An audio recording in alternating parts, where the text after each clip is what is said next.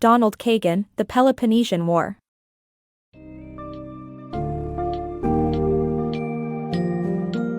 Embark on a riveting exploration of the tumultuous Peloponnesian War, which shattered the ancient Greek world and forever changed the course of history.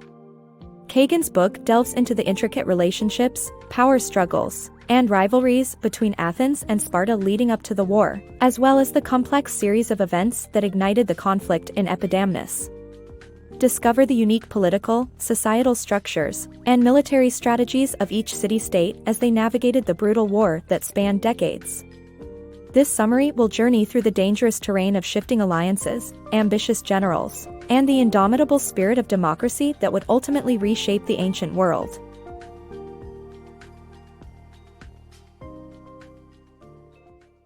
Sparta versus Athens. The Peloponnesian War was fueled by the uneasy rivalry between Athens and Sparta. Athens flourished and created a maritime empire with a functioning democracy, while Spartan politics was mixed, with a strict societal structure and a legendary military. Sparta feared Athens's growing power, leading to the tipping point in 431 BC that resulted in the prolonged war that left lasting effects on ancient Greece. The small spark that ignited a war. The Peloponnesian War and World War I have notable parallels, such as being sparked by seemingly minor events in obscure parts of the world. In 436 BC, a civil war broke out in Epidamnus, and the Democrats sent for help from their founders in Corcyra. When Corcyra refused, the Epidamnians reached out to Corinth, which established a garrison and a new colony. Corcyra was unhappy and sought an alliance with Athens. A war between Corinth and Corcyra ensued, and eventual involvement of Athens and Sparta did not prevent the conflict from spiraling out of control. This small spark set the stage for a much bigger conflict. Athens and Sparta, approaching war. In 433 BC, tensions between Athens and Corinth rose as the Corcyrian ambassadors visited Athens, and Corinth sent its own representatives to present its side of the conflict. Corinth argued that Athens shouldn't get involved due to the treaty between Sparta and Athens, known as the 30 Years' Peace. However, the Corcyrian ambassadors pointed out that the treaty did allow any autonomous city to align with Athens or Sparta if they wished. Athens was therefore free to sign an agreement with Corcyra, although the possibility of Corinth making Athens their enemy was apparent. As a result, Athens decided on a purely defensive alliance for the first time in recorded Greek history, hoping for deterrence and non-aggression to prevent further conflict. However, the Battle of Sparta ensued, and Athens was needed to help defend Corcyra from Corinth. Sparta and the Peloponnesian League were initially on the sidelines but got involved in the conflict in Potidea, which had been founded by Corinth and was part of the Athenian League. The Megarian decree essentially prohibited Megara from using Athenian harbors, leading to grievances against Athens from Sparta and Megara. These events ultimately led to an approaching war between Athens and Sparta. The Outbreak of War. At the beginning of the war between Athens and Sparta, both sides had moderate leaders who did not want to engage in conflict. However, tensions rose as Athens' imperial ambitions became a concern for Sparta. Sparta issued several ultimatums, including the dismantling of the Athenian Empire and the removal of the Megarian decree, but Athens rejected them, citing the treaty behind the 30 Years' Peace that required disputes to be resolved through arbitration. With no agreement reached, war finally erupted in March 431 BC. Athens' defensive strategy. Athens devised a defensive strategy under Pericles' leadership that relied on its walls and superior naval power while allowing Sparta to raid Attica. However, the strategy was not effective in weakening Sparta, and Athens suffered losses in the form of plague and depletion of its resources.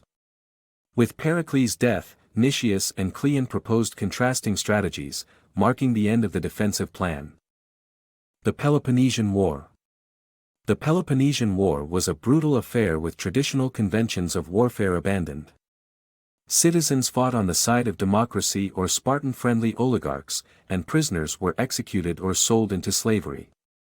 Despite shifting balance of power between Athens and Sparta and no sense of security, a period of peace arrived after Athens' key victory led by Athenian general Demosthenes. Negotiations were underway, and the Peace of Nicias was ratified in the year 421 BC. The downfall of peace. After years of fighting, Athens and Sparta were able to negotiate peace, but it was short-lived. Sparta's allies in Thrace refused to give up the city of Amphipolis, and Argos began plotting against Sparta. Despite Sparta winning the Battle of Mantinea, the Sicilian campaign drove Athens and Sparta back to war. Nicias's decisions, including launching the campaign without cavalry, led to a catastrophic defeat for Athens, with 7,000 Athenian prisoners killed after being kept captive for months in stone quarries. Persia's threat to Athenian democracy. After the Athenian and Spartan clash in Sicily, Persia emerged as a new player. The great king Cyrus funded Sparta's warships, posing a danger to Athenian democracy. Alcibiades, a general of the Athenian government, passed along this message to Athens while finding refuge in Sparta. Through his persuasion, a coup was initiated in Athens, leading to the formation of the 400, a group aiming to divert funds from democratic public service. The coup was charged with treason and democracy was restored, welcoming back Alcibiades. Alcibiades, the rise and fall of Athens' hero. After Athens' defeat, they turned to Alcibiades as their hero and leader. He returned after a series of victories, but his grand return was short-lived. In his absence, his friend Antiochus attacked a Spartan admiral, leading to a terrible defeat.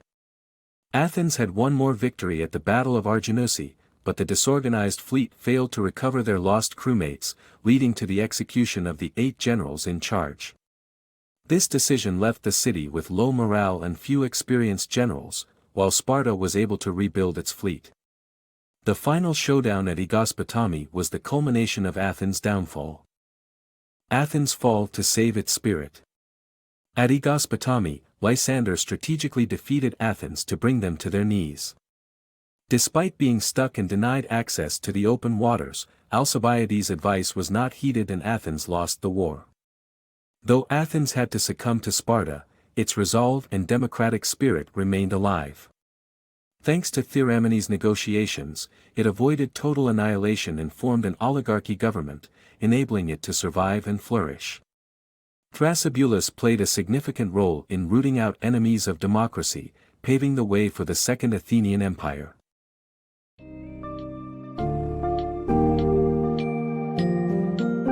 After a brutal and complicated war that engulfed the ancient Greek world for decades, the Peloponnesian War ended with Athens' surrender, but this was merely the beginning of a new chapter. The resilient spirit of democracy that flourished in Athens continued to thrive despite the string of military setbacks and political betrayals throughout the course of the war. The city that was once on the brink of annihilation was able to rise from the ashes and lay the foundation for the Second Athenian Empire. Kagan's in-depth examination of the Peloponnesian War not only reveals the insights and intricacies of ancient Greek society and politics but also offers an indelible reminder of the strength, determination, and resilience of the human spirit.